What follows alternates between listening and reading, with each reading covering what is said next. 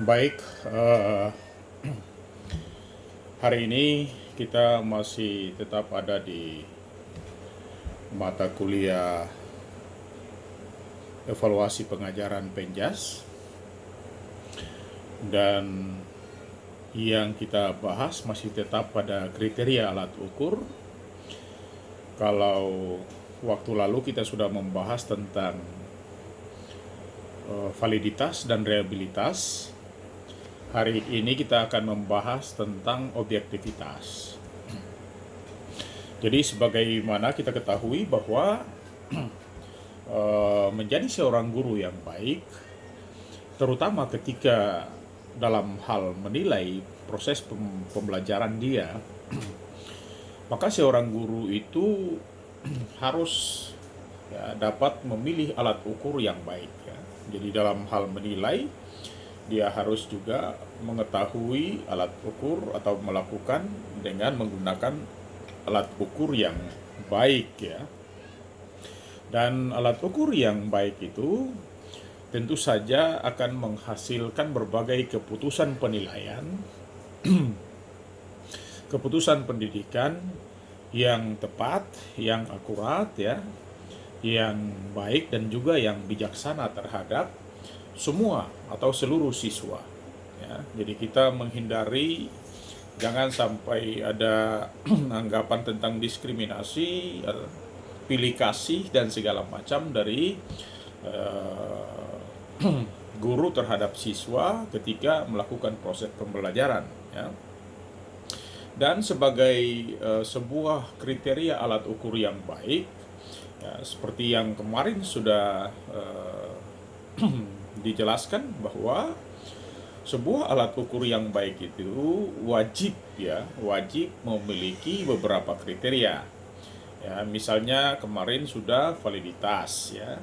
Kemudian dia juga sebuah alat ukur yang baik itu harus reliable, ya, di samping valid, reliable, objektif, kemudian ekonomis, memiliki petunjuk dan norma, dan juga praktis untuk dilakukan. Dan hari ini kita akan membahas indikator yang ketiga atau persyaratan atau kriteria yang ketiga dari sebuah alat ukur, yaitu adalah objektif, ya, objektivitas atau objektif. Jadi sebuah alat ukur yang akan kita gunakan, kita berharap bahwa alat ukur itu objektif untuk bisa mengukur apa yang seyogianya harus kita ukur.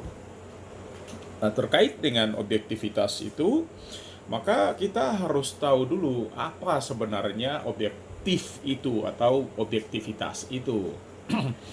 Dikatakan bahwa objektivitas adalah ketika hasil pengukuran yang dilakukan oleh seorang guru, ya, itu dilakukan lebih dari satu orang. Jadi hasil pengukuran yang dilakukan oleh dua atau lebih, ya, pengetes, dan hasilnya itu sama atau relatif sama, atau hasil penilaiannya itu seragam, ya. Jadi seragam terhadap apa? Terhadap siswa yang bisa juga kelompok siswa bila mereka itu berada dalam sebuah kelompok atau satu kelompok siswa. Jadi sekali lagi bahwa objektivitas itu ialah bila pengukuran kita yang kita lakukan itu, ya, dilakukan oleh dua orang guru atau dua atau lebih pengetes, ya, jadi bisa lebih dari dua pengetes, dan hasilnya sama atau relatif sama terhadap satu orang siswa atau juga sekelompok siswa, ya. Jadi faktor objektif itu sekurang-kurangnya harus ditentukan oleh dua orang pengetes, ya, atau dua orang penguji atau juga dua orang guru terhadap siswa atau kelompok siswa yang sama. Jadi jangan siswa yang berbeda-beda, tapi siswa yang sama. Nah, pengertian objektif ini, ya, objektif atau objektivitas ini hampir sama dengan reliabilitas atau reliable ya. Jadi keduanya itu ya tentang hasil hasil pengukuran yang tetap atau seragam. Jadi baik reliabilitas maupun objektivitas ini dua-duanya memiliki kesamaan, meskipun ada perbedaan sedikit diantaranya, nanti akan kita lihat ya. Ya, kalau pada reliabilitas ya, pada waktu kita uh,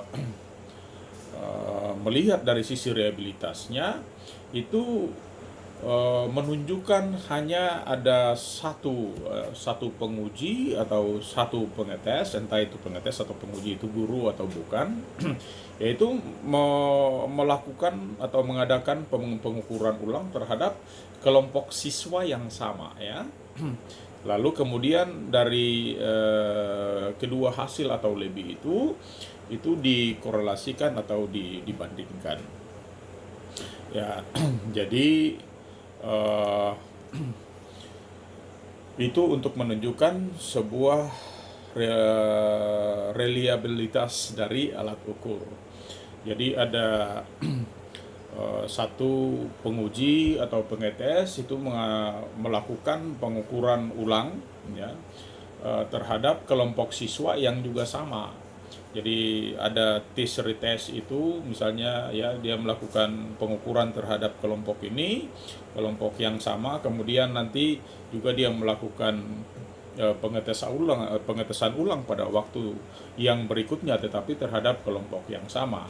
Lalu hasil dari dua kali pengetesan itu dikorelasikan untuk dibandingkan hasilnya ya. Sedangkan pada objektivitas itu terhadap atau terdapat 2 atau 3 pengetes ya, dari misalnya kelompok guru ya, itu 2 atau 3 orang melakukan tes kepada objek yang sama, lalu hasil-hasilnya itu dikorelasikan dan dibandingkan ya. Jadi supaya kita bisa mendapatkan data. Misalnya saya sebagai pengetes ya, saya datang melakukan tes kepada satu orang siswa atau sekelompok siswa. Data-datanya sudah saya miliki, lalu kemudian ada pengetes yang lain juga datang kepada kelompok siswa yang sudah saya tes tadi, entah satu orang atau lebih di dalam kelompok itu, dan dengan cara-cara yang sama hasil daripada tes yang dilakukan baik oleh saya maupun tes yang dilakukan oleh guru yang lain terhadap satu atau sekelompok siswa yang sama itu, ternyata ketika kita korelasikan hasilnya masih tetap sama atau relatif sama ya. Jadi bila hasil penghitungan dari yang dilakukan oleh baik saya maupun guru yang lain terhadap kelompok siswa atau satu orang siswa yang sama yang kita lakukan ya, itu menunjukkan angka korelasi yang relatif tinggi. Yaitu berarti bahwa alat ukur yang saya maupun teman guru yang lainnya gunakan untuk mengukur satu orang atau kelompok orang itu atau kelompok siswa itu menunjukkan bahwa alat ukur yang kami gunakan itu objektif ya. Jadi itu yang terkait dengan bagaimana ketika kita menafsirkan derajat objektivitas ya. Dalam menafsirkan tinggi rendahnya derajat objektivitas itu kita biasanya menggunakan norma-norma ya, dan norma-norma yang kita gunakan itu misalnya dari hasil-hasil yang sudah kita lakukan ya. Tadi saya sudah mengukurnya, kemudian teman guru yang lain datang mengukurnya, bisa jadi juga teman guru yang lain lagi, jadi bisa 2, bisa 3, bisa 4 orang melakukan pengukuran dengan alat ukur yang sama terhadap satu atau sekelompok orang yang kita ukur itu, ternyata kami berdua, bertiga, atau berempat itu memiliki hasil yang sama atau relatif sama. Relatif sama artinya bahwa baik saya, teman saya, atau teman saya yang lainnya itu kami memiliki hasil yang tidak jauh berbeda. Kalau itu dalam bentuk meter ya mungkin cuma 1 atau 2 mil, jadi tidak banyak-banyak ya. Nah, kemudian hasil-hasil pengukuran kami itu baik saya dan teman-teman guru yang lain, hasilnya itu kita bandingkan ya. Kita bandingkan atau kita korelasikan. Ya, kita korelasikan biasanya dengan menggunakan rumus product moment ya, dari Pearson itu untuk mencari koefisien korelasi. Nah, ketika kita masukkan angka-angka yang kita dapat atau skor-skor yang kita dapat dari hasil pengukuran kita terhadap satu orang atau kelompok siswa itu, ya ternyata setelah kita masukkan ke dalam rumus korelasi produk moment itu indeks korelasinya baik ya. Tetapi bagaimana kita mesti tahu bahwa indeks korelasi yang hasil pengukuran kita itu baik, dia masuk dalam klasifikasi baik, sedang, kurang, atau apa? Kita harus membandingkan dengan yang namanya norma ya.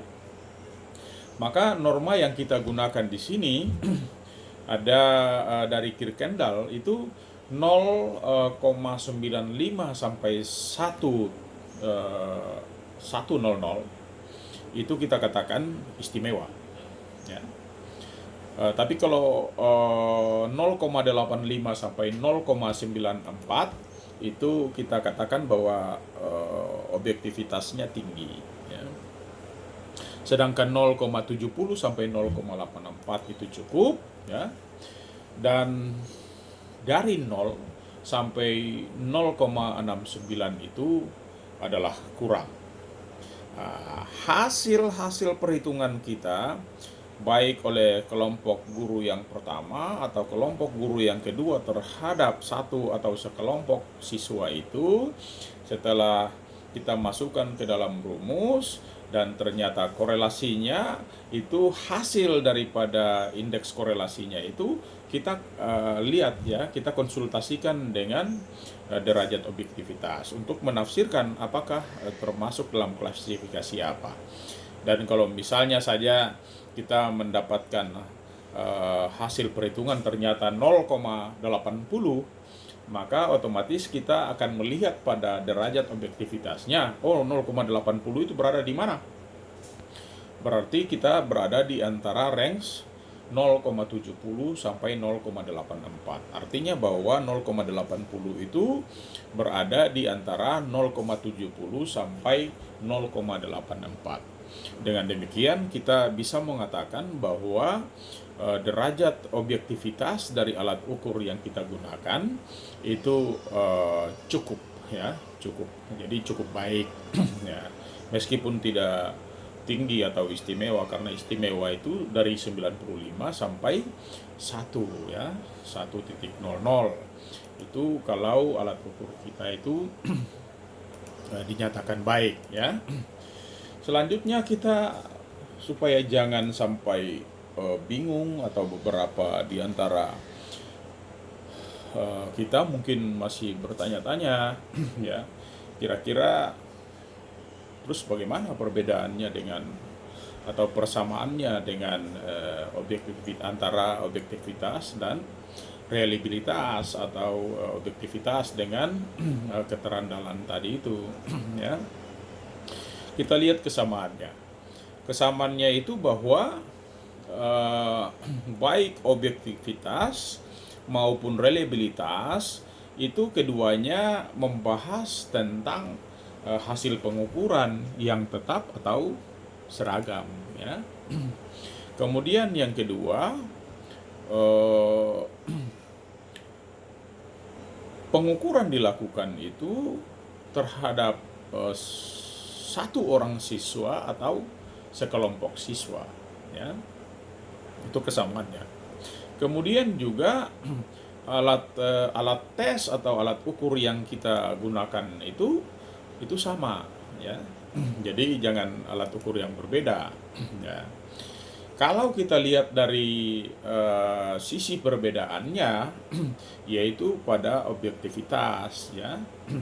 Jadi pada objektivitas itu terdiri dari dua atau lebih pengetes, ya.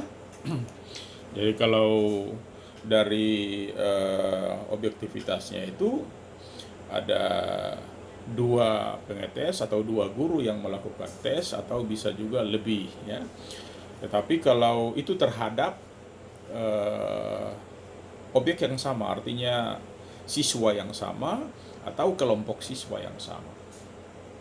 Tapi kalau di reliabilitas, ya, itu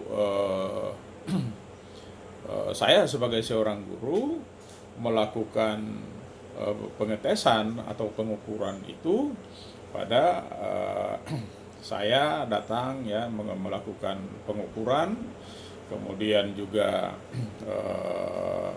ada guru yang lain juga melakukan pengukuran, atau saya melakukan pengukuran pada sesi awal, kemudian saya juga melakukan pengukuran pada sesi kedua terhadap objek yang sama, dan hasil-hasilnya itu saya bandingkan. Derajat reliabilitasnya itu kita lihat dari sisi tes yang pertama dan tes yang kedua. Jadi itu adalah persamaan, ya, persamaan dan perbedaan antara objektivitas dan reliabilitas, ya.